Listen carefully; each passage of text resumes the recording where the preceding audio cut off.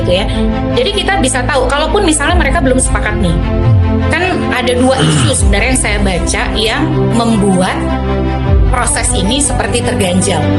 Satu, soal parliamentary threshold, ambang batas parlemen, persentase suara minimal yang harus didapat oleh partai politik supaya bisa diikutkan di dalam penentuan perolehan kursi DPR.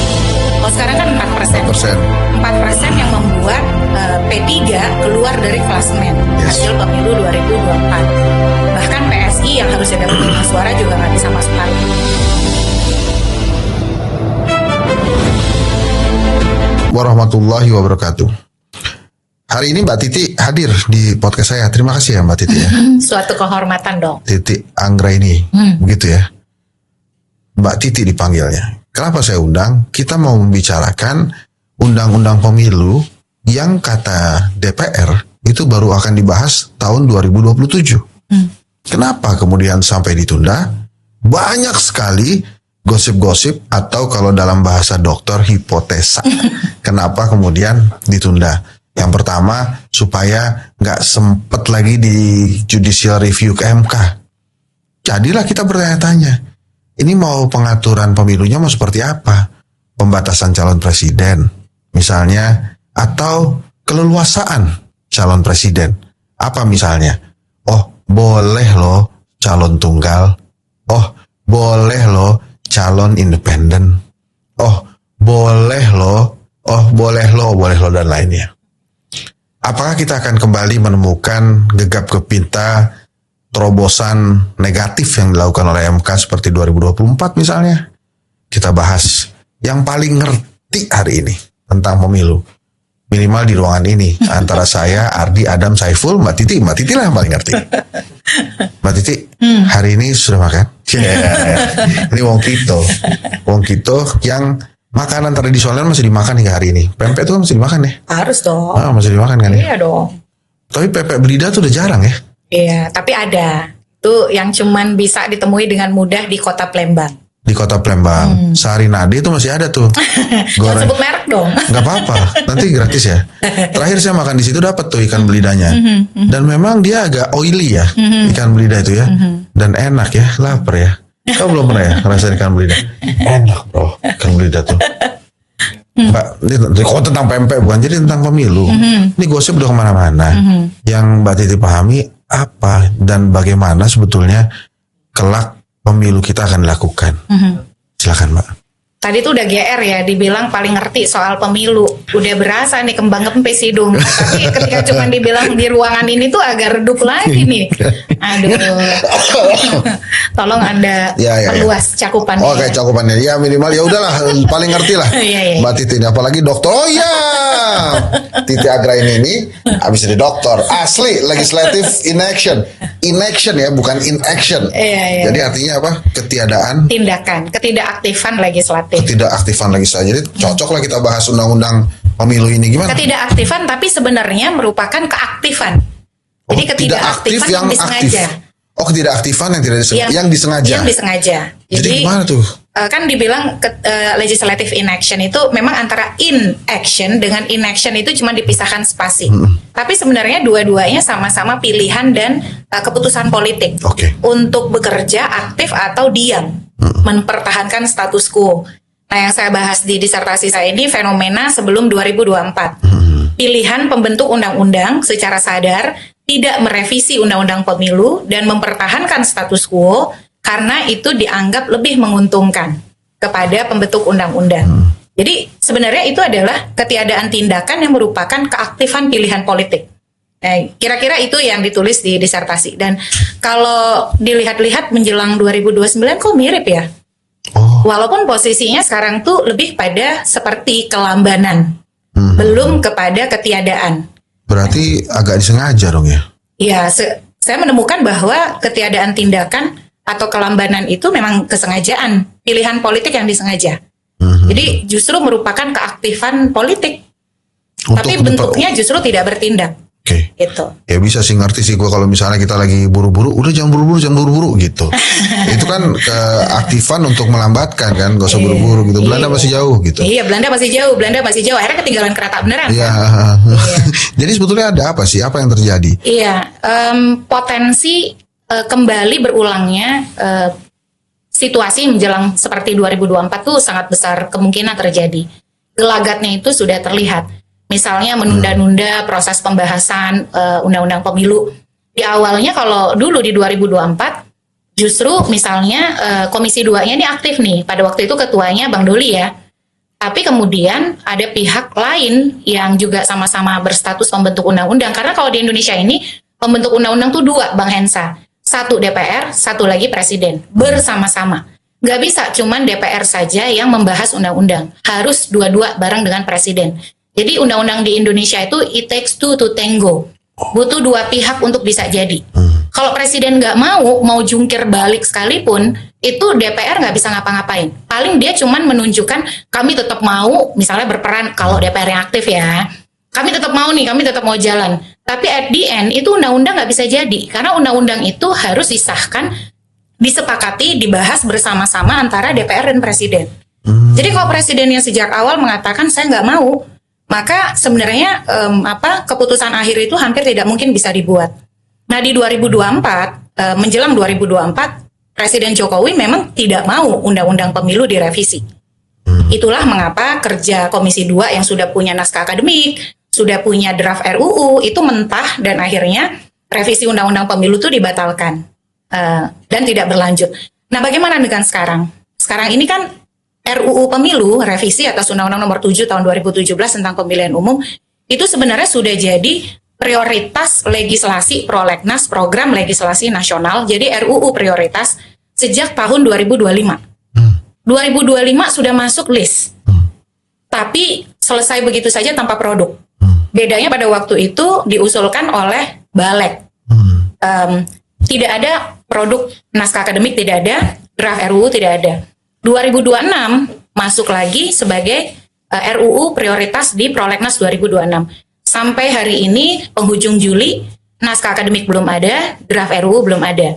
Jadi memang ada kelambanan yang kita bisa lihat dengan sangat kasat mata. Minimal 1,5 tahun lebih itu tidak ada produk konkret dari DPR sebagai pengusul RUU Pemilu. Kalau saya sih melihat itu bukan suatu kelambanan yang tidak disengaja, tapi memang disengaja. Karena waktu banyak tidak dimanfaatkan. Memang DPR Komisi 2 banyak mengundang RDPU ya. Tapi yang diperlukan sebenarnya kita tuh lebih konkret pembahasannya kalau sudah ada naskah. Kalau sudah ada draft naskah akademik ataupun RUU-nya begitu ya. Jadi kita bisa tahu, kalaupun misalnya mereka belum sepakat nih. Kan ada dua isu sebenarnya yang saya baca yang membuat proses ini seperti terganjal. Satu, soal parliamentary threshold, ambang batas parlemen. Persentase suara minimal yang harus didapat oleh partai politik supaya bisa diikutkan di dalam penentuan perolehan kursi DPR. Kalau sekarang kan 4%. 4% yang membuat P3 keluar dari klasemen hasil pemilu 2024. Bahkan PSI yang harusnya dapat 5 suara juga nggak bisa masuk parlemen. Perindo dapat PSI 5 kursi, Perindo 1 kursi juga nggak bisa masuk parlemen gitu. Nah, tarik ulur soal parliamentary threshold ini membuat dinamika partai di parlemen itu bisa panas. Kenapa harus dibahas? Karena ada putusan MK yang memerintahkan angka parliamentary threshold harus direkonstruksi ulang. Jadi 4% itu hanya konstitusional untuk 2024. 2029 harus dihitung ulang. Makanya ada tarik ulur tuh ya. Betul, dan MK tuh kasih parameter tuh. Misalnya tidak boleh banyak membuang suara sah pemilih. Jangan sampai pemilih sudah datang ke TPS, memberikan suaranya itu sah, tapi tidak bisa dikonversi jadi kursi di DPR. Itu ada tuh dikatakan oleh MK. Nah, kenapa ini bisa jadi ganjalan partai-partai di parlemen? Soalnya kan pasti akan ada tarik-menarik. Kalau tidak 4%, lantas angkanya berapa? Nah, pasti kalau partai besar merasa inginnya ya gede aja. Besar gitu ya. Partai kecil menengah pasti juga nggak mau dong kejadian P3 terulang lagi.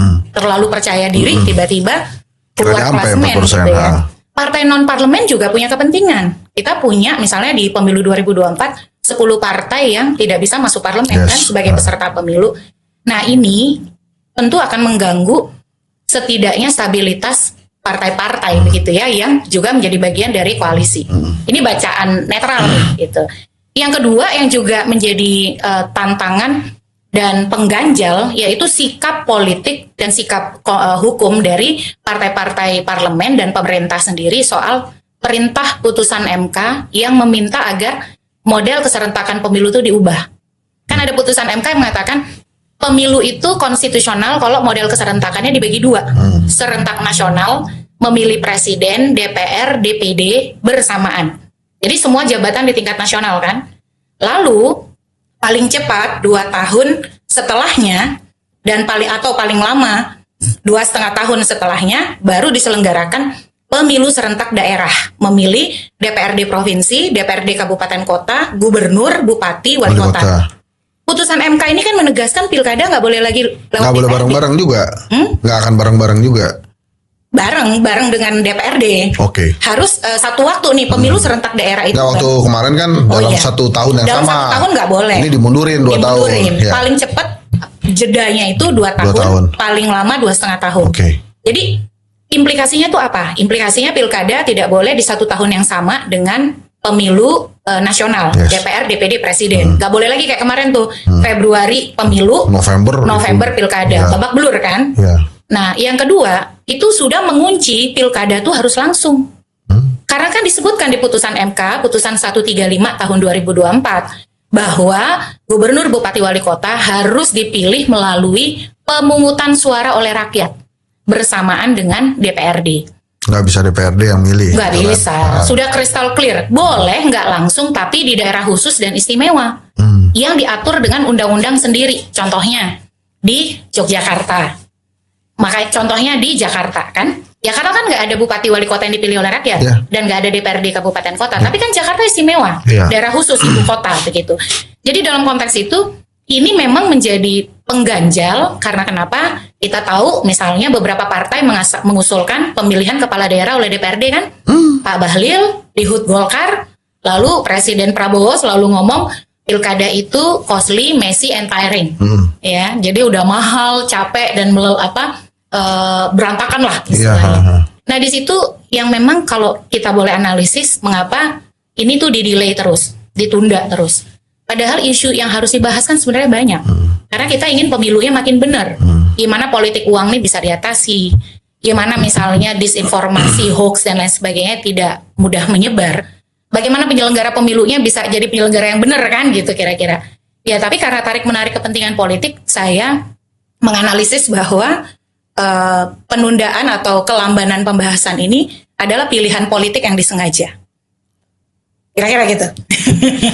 Nah, tapi dengan hal-hal yang tadi disampaikan oleh Mbak Titi, tetap saja kan perhatian rakyat itu nggak pernah ke DPR. Nah, persis. Pasti ke presiden. Ya. Maka kemudian yang sering diperbincangkan adalah tentang pemilihan presiden itu. Kita tidak pernah ada calon presiden independen. Dan tidak boleh presiden hanya calon tunggal. Nah, karena ini diundur-undur terus, muncullah kecurigaan. Ini boleh minum ya? Udah boleh. Soalnya langsung bikin tenggorokan kering nih bahasannya. Iya. Menimbulkan kecurigaan, ada keinginan dari penguasa jangan-jangan untuk melanggengkan kekuasaan. Caranya misalnya boleh nih calon tunggal atau boleh nih calon independen, 2 ya, tapi yang satu independen gitu, satu bercanda gitu. Dharma Calon Panglipun, boneka Henry maksudnya. Satrio, saya nggak apa-apa sih jadi calon boneka. Ngomong nggak boleh. Kalau gue jadi calon boneka, gue sih nggak apa-apa. Ya. Yang penting masuk surat suara gitu ya. Iya, pajang. Jadi Bisa pamer sama mertua. nggak kalah sama Caimin. Nah, Nah ikutin. nah, jadi gitu Mbak. Jadi kecurigaannya macam-macam nih. Dan yang paling nyata itu kecurigaannya adalah sengaja diulur supaya nggak ada waktu untuk judicial review. Sehingga apapun yang diputuskan oleh DPR, kita tidak sempat lagi untuk mengutak-atik, terutama untuk presiden. Nah, gimana Mbak Titi ngeliat itu? Yang kedua dulu ya, supaya nggak sempat judicial review. Nah, itu kan juga salah satu alasan yang disebutkan oleh Wakil Ketua DPR ya. Ingin pembahasannya betul-betul komprehensif sehingga Tidak bisa dilakukan tidak ada lagi judicial review lah ya. Itu kan hanya bisa kalau ruang pelibatan publiknya itu maksimal. Oke. Tapi kan sejauh ini turun ke masyarakat aja untuk mendiskusikan apa yang menjadi proposal tuh belum ada. Jadi baru jaring-jaring aspirasi, tapi konklusi dan artikulasi normanya tuh belum ada. Apa iya yang sudah dijaring di masyarakat itu akan jadi norma? Kan nggak ada jaminan juga. Jadi kecurigaan itu beralasan. Apalagi selentingan itu misalnya juga didengar dari sejumlah orang yang saya temui begitu ya. Mereka ingin mengintrodusir seolah-olah kalau aturan itu mepet dan keluar di tengah tahapan aturan mainnya ya. Nggak boleh lagi tuh MK cawe-cawe, karena kan tahapan pemilu harus dilaksanakan dengan penuh kepastian kan. Padahal kalau saya sendiri berpandangan pemilu itu bukan sekedar pemilu gitu. Oh nggak apa-apa deh kita aturannya berantakan, nggak apa-apa deh anak baru lulus SMA jadi presiden gitu ya. Yang penting ada pemilu gitu, nggak bisa gitu Nggak dong. bisa gitu. Iya. Kira-kira kecurigaan itu beralasan, sah dan beralasan. Yang kedua soal calon tunggal. Di undang-undang yang existing nih, status quo, Undang-Undang 7 2017, calon tunggal itu dibolehkan. Di Undang-Undang nomor 7 2017. Ada syaratnya tapi Yang kan. sekarang. Ada syaratnya. Kalau partai tidak mencalonkan, sementara dia berhak untuk mencalonkan, dia bisa didiskualifikasi. Gak boleh ikut pemilu. Nah, tapi kalau akhirnya sampai ujung tetap calon tunggal, Undang-Undang Pemilu ngomong calon tunggal go ahead, jalan terus. Itu undang-undang yang status quo ya, 7 2017. Tapi di putusan MK nomor 62 tahun 2024, 2 calon saja itu dinilai tidak memfasilitasi kedaulatan rakyat dengan baik. Karena putusan MK bilang semangat konstitusi pasal 6A dengan memberikan ruang partai politik baik sendiri-sendiri atau bergabung dengan partai lain mencalonkan presiden wakil presiden sebenarnya menghendaki rakyat itu dikasih keragaman pilihan politik. Kata MK itulah kedaulatan rakyat. Dan pengalaman kita sejak 2014 hanya ada 2 calon itu mendistorsi kedaulatan rakyat karena polarisasi, disinformasi yang disebabkan oleh kubu politik yang saling berhadap-hadapan secara ekstrim. Maka kata MK, daulat rakyat itu harus diekspresikan dengan keragaman pilihan politik. MK secara spesifik menyebut tidak boleh ada dominasi kekuatan partai politik. Artinya, kalau tidak boleh ada dominasi, satu terlarang. Hanya calon tunggal. Harusnya pembentuk undang-undang konsisten dong melaksanakan putusan MK ini. Kalau tidak boleh ada dominasi kekuatan partai politik, dalam pandangan saya, kalau MK saja berpandangan dua pasangan calon mendistorsi kedaulatan rakyat, artinya kita harus mengupayakan maksimal, tidak hanya 2 pasangan calon. Nah itu yang kedua soal pasangan calon tunggal. Soal calon independen, ruang itu beda kalau yang di-create calon boneka ya, itu lain lagi. Independen sama boneka beda. Walaupun sering dicurigai kalau independen itu boneka. Karena ada yang pakai pola itu kan, supaya dia nggak jadi calon tunggal, dia ciptakan tuh calon perseorangan itu, yang boneka-bonekaan itu, ada dong. Di Norwegia itu salah. Di Konoha lah ya. Di Norwegia itu jauh banget itu. Iya, bisa di-trace nih, bisa di Google. Gitu. Jadi calon independen tuh dalam konstruksi hukum pemilu kita hari ini belum dimungkinkan. Misalnya karena ada pasal 6A ayat 1 yang menyebutkan ayat 2 ya. 6A ayat 2 Undang-Undang Dasar kita bahwa pasangan calon presiden diusulkan oleh partai politik atau gabungan partai politik. Nah, inilah game changer kita untuk 2029 sebenarnya, karena putusan MK 62 2024 kan mengatakan setiap partai politik, baik sendiri-sendiri atau bergabung sepanjang dia adalah peserta pemilu, boleh mengusulkan pasangan calon presiden wakil presiden. Harapannya kan keragaman pilihan politik tuh bisa muncul gitu. Nah itu yang kita ingin upayakan. Kalau soal calon independen, ya saya kira saya personal mendukung ya. Dan sempat loh ada uji materi di MK di eranya Profesor Jimli Asidiki, itu 3 hakim MK menyatakan boleh calon independen atau perseorangan. Iya, gue juga sempat pada waktu itu. Ya cuma kan situasi hari ini ya hukum pemilunya belum memberi ruang itu kecuali di pilkada ya gitu. Mungkin nggak penguasa hari ini melakukan pemberontakan terhadap rakyat sehingga dipastikan bahwa demokrasinya adalah demokrasi pilihannya penguasa gitu, yang membuat si penguasa itu tampil sendirian misalnya. Dan itu sangat mungkin terjadi di beberapa negara yang mengalami kemunduran demokrasi ekstrim. Jangan anggap mereka melakukan pemunduran demokrasi dengan kudeta, bersenjata atau kemudian menggunakan peluru kekerasan dan lain sebagainya. Mereka pakai legal means, pakai instrumen hukum. Jadi mereka kan apa-apaan kita suka bicara kita negara hukum gitu ya. Dia ciptakan aturan main, dia ciptakan undang-undangnya, tapi yang memuat substansi yang tidak sejalan dengan prinsip-prinsip demokrasi. Misalnya tadi ya, jelas-jelas MK mengatakan 4% parliamentary threshold itu membuang banyak suara sah pemilih, Yes. yang membuat hasil pemilu itu disproporsional atau tidak proporsional. Ada rakyat pemilik suara yang tidak diwakili. Betul. Dan itu angkanya besar. Dari 10 partai yang tidak masuk parlemen, itu jumlahnya 17.305.000. Banyak banget ya. Lebih besar daripada jumlah pemilih satu benua Australia.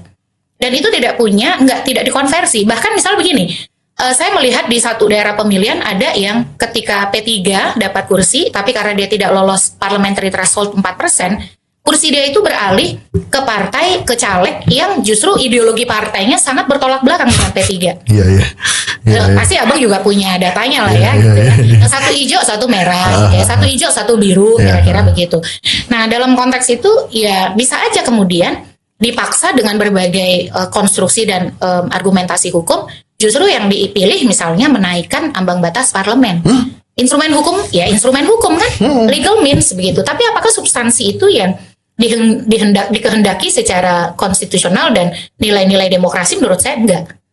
Nah, jadi hukum itu sangat rentan dibelokkan menjadi instrumen justru untuk melemahkan dan memundurkan demokrasi. Dia bikinin tuh semua normanya, semua pasalnya, semua artikelnya ada. Tapi kalau ditanya dan kaji substansinya sama sekali nggak sejalan. Iya, kalau misalnya dinaikin 7% ya, itu kan luar biasa, itu pasti banyak suara yang terbuang tuh otomatis. Sekarang itu terakhir berapa sih Mbak Titi?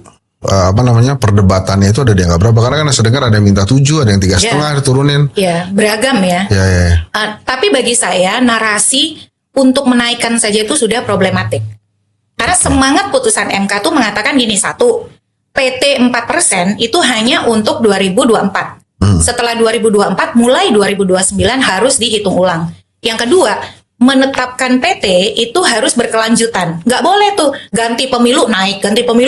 Itu kan pola dari 2009 kan? PT-nya yang parlemen nih. PT parlemen, bukan presidential threshold, bukan. Jadi kalau presidential threshold kan ambang batas pencalonan. Ini ambang batas parlemen. 2009 2,5%, 2014 3,5%, 2019 naik 4%. Jadi polanya kata MK tuh nggak boleh begitu. PT itu harus menjaga keberlanjutan. Jadi istilahnya itu jangan suka naik-naikin. Di Jerman aja kan netepin angka udah segitu. Gitu. Kalau kita kan setiap ganti pemilu semangatnya naikin PT kan, ya supaya nggak ada saingan lah ya mungkin kira-kira, atau mengamankan kursi gitu. Nah, yang berikut kata MK juga jangan membuang banyak suara sah. Karena 4% itu tadi membuang 17.305.000 suara sah pemilih. Kebayang kalau 5%, 6%, 7%. Bisa jadi pemenang pemilu tuh yang nggak milih. Dan bahkan mungkin beberapa partai di DPR bisa keluar gelanggang kan. Menurut saya gagasan untuk menaikkan saja itu sebenarnya secara terbuka menantang putusan Mahkamah Konstitusi. Menurut saya harusnya justru gagasannya sekarang bagaimana publik itu tuh diajak diskusi gitu loh. Kalau MK sudah membuat parameter yang tadi, konsisten dong ikutin putusan MK.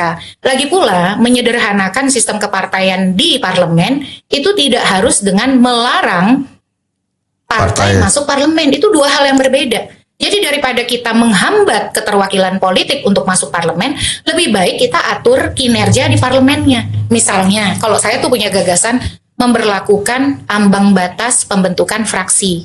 Misalnya, mau bikin satu fraksi harus punya kursi sebanyak jumlah komisi. Kalau komisi ada 13, berarti dia harus minimal punya 13 kursi. Iya, supaya tidak ada komisi yang tidak ada wakilnya dari partai itu. Betul. Nah, kalau misalnya dia kurang dari 13, kayak tadi kita contoh P3, ya gabung dong dengan partai lain. Boleh dengan partai-partai sejenis yang kursinya kurang dari 13 atau ke partai yang besar gitu. Itu lebih fair play, lebih mampu menjamin keterhubungan antara suara rakyat dengan representasi itu. Jadi dalam situasi hari ini tuh saya melihat penundaan itu justru berbahaya. Jadi seperti menyimpan api dalam sekam. Oke. Nah itu ya tinggal meledaknya kapan gitu. Prediksinya Mbak Titi berapa persen itu parlemen threshold tuh? Kalau saya pendukung yang penting bisa dapat 1 kursi, bisa masuk parlemen. Seperti tahun 99 dan 2004. Oh, oke, itu ada beberapa partai politik yang waktu itu dapat kursi, sekarang nggak ada lagi tuh. Betul. Selain 99 P3 ada ya? 21 partai masuk parlemen, 2004 ada 16 partai. Ya. Tapi kan fraksinya tetap nggak banyak kan? Iya. Karena ada pemberlakuan persyaratan pembentukan fraksi gitu. Jadi aspirasinya tidak dihadang, tidak dihambat untuk masuk DPR, tetapi di dalam DPR diatur kinerjanya supaya efektif. Saya tahu nih kalau saya tanya berikut ini, Mbak Titi sering sekali nggak mau jawab, tapi pengen aja. Iya. Dari 8 partai politik, menurut Mbak Titi, yang paling berpeluang terpental itu yang mana tuh? Ya kan situasi politik itu selalu dinamis ya. Sekarang kan misalnya contoh seperti Nasdem mengusulkan 7%. Lalu juga ada yang mengusulkan 5%. Saya sempat dengar misalnya Golkar mengusulkan 5%. Tapi dia juga mengusulkan 4% di provinsi. Kan sekarang provinsi kabupaten kota tidak ada kan? Ya. Dan 3% di kabupaten kota. Dan itu bahaya nih. Karena kita bukan hanya bisa kehilangan keragaman pilihan politik di DPR, tapi juga di DPRD. Nah, dengan dinamika misalnya sebut aja 7%. Ya. Lalu kemudian kalau kemarin di 2024 dapat suara 10%, bukan berarti dengan 7% tuh dia aman gitu. Karena lagi-lagi kita belajar dari pengalaman P3 misalnya kan. Lalu kemudian beberapa Hanura di Turun terus. 2019 masih punya kursi kan. 2024 sudah tidak punya. Jadi sebenarnya pemilih Indonesia itu relatif dinamis sebenarnya. Bahkan sekarang pun untuk mencapai 30% kan tidak mudah di dalam pemilu DPR kita gitu. Jadi bagi saya sih kepercayaan diri itu penting. Tetapi memperhatikan secara rasional suara publik dan dinamika kepartaian yang bisa sangat berubah itu juga pilihan rasional yang harus dipilih oleh partai. Ya. Oke, saya mau agak... Tapi dia tadi nggak ngeles ya? Enggak. Oke. Sekarang kita masuk yang lebih seru nih. Ada yang mengatakan bahwa berapapun parlemen threshold yang akan ditentukan, itu penentunya justru PSI. Karena dianggap punya sumber daya logistik yang lumayan kuat. Dan yang kedua, akan ada kompromi politik di level atas antara ayahanda ketua umum PSI dengan penguasa hari ini. Menurut Mbak Titi, gimana?